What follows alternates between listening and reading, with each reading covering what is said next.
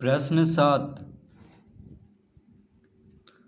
गुरदीप ने अपने दोस्त अरशद को 6% वार्षिक साधारण ब्याज की दर से 2 वर्षों के लिए 3,000 रुपया उधार दिया।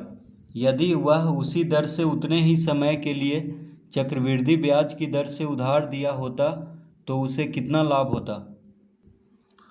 तो यहाँ पे मूलधन कितना है,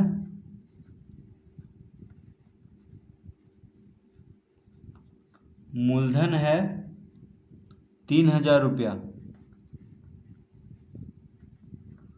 कितना रुपया उधार दिया है, 3,000 रुपया उधार दिया है। तो मूलधन क्या हो गया, 3,000 रुपया, कौमा दर, दर कितना है 6% वार्षिक, यानी सालाना 6% दर है। और समय कितना है 2 वर्ष। तो लिखेंगे यहाँ पे समय बराबर 2 वर्ष।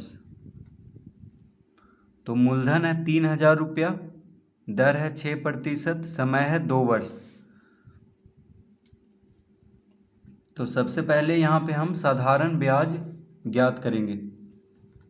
तो लिखेंगे साधारण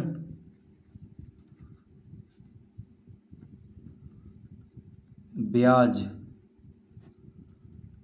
तो साधारण ब्याज निकालने का सूत्र होता है मूलधन गुना दर गुना समय बटा 100। साधारण ब्याज निकालने का सूत्र क्या होता है, मूलधन गुना दर गुना समय बटा 100। तो मूलधन है 3,000, दर है 6 और समय है 2 वर्ष।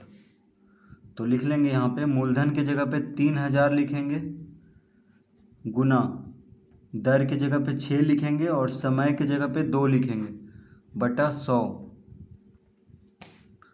2 शून्य से 2 शून्य काट देंगे तो 30 यहाँ पे बच गया। तो 30 गुना 6 गुना 2 कितना होगा, तो 6 दूना 12, 12 तिया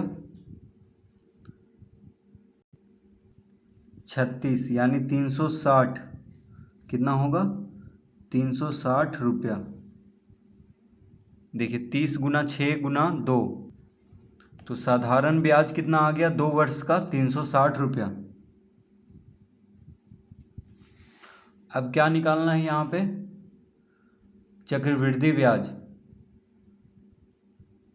ठीक है, तो यहाँ पे हम लिखेंगे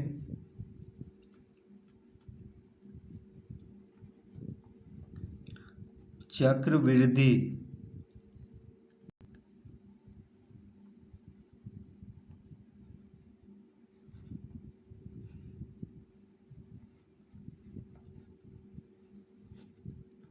तो चक्रवृद्धि ब्याज निकालने का सूत्र होता है मूलधन गुना 1 जोड़ दर बटा 100 का घात समय माइनस मूलधन।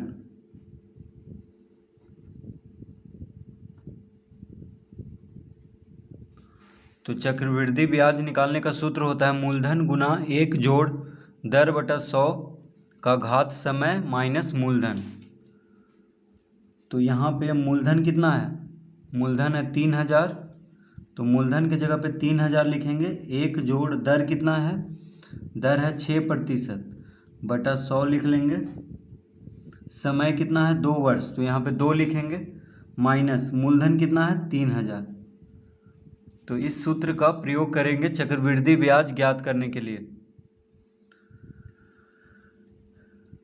तो यहाँ पे देखिए 2 से कट रहा है,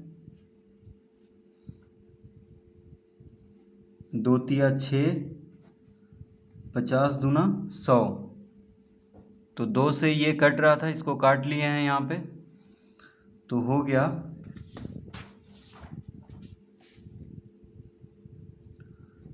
3,000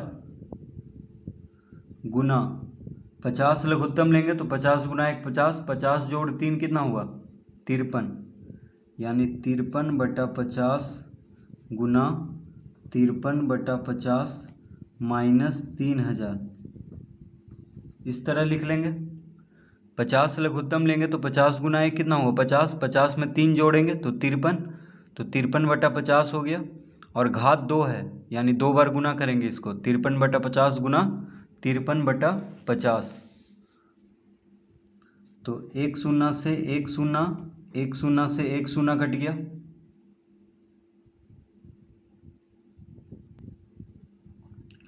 5 छक 30 काट लेंगे,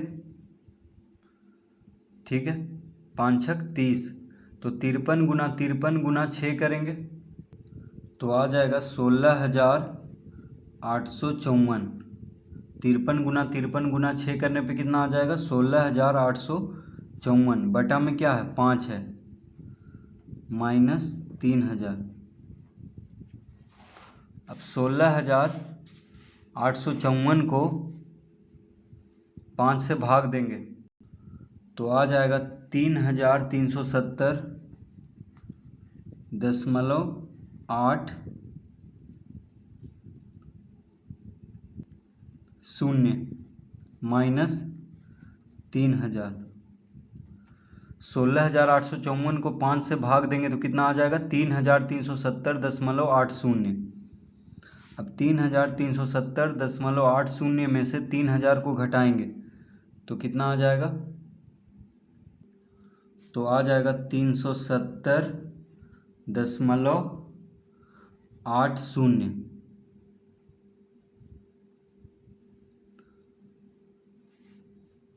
रुपया, यानी चक्रवृद्धि ब्याज कितना आ गया 370.80 रुपया। अब क्या पूछ रहा है यहाँ पे हमसे, लाभ पूछ रहा है, तो लिखेंगे अतः लाभ बराबर 370.80 माइनस 360, तो चक्रवृद्धि ब्याज कितना आया 370.80 रुपया, और साधारण ब्याज कितना आया था 360 रुपया, तो चक्रवृद्धि ब्याज ज़्यादा आएगा, ठीक है, साधारण ब्याज के मुकाबले। तो चक्रवृद्धि ब्याज में से साधारण ब्याज को घटा देंगे तभी लाभ पता चलेगा कि कितना लाभ होता अगर वह चक्रवृद्धि ब्याज पे दिया होता तो देखिए 370.80 में से 360 घटा देंगे तो कितना आएगा 10.80, यानी 10 रुपया 80 पैसा का उसको लाभ होता। तो क्या कह रहा था, यदि वह उसी दर से उतने ही समय के लिए चक्रवृद्धि ब्याज की दर से उधार दिया होता तो उसे कितना लाभ होता, तो कितना लाभ होता देखिए 10 रुपया 80 पैसा, यानी 10.80 रुपया।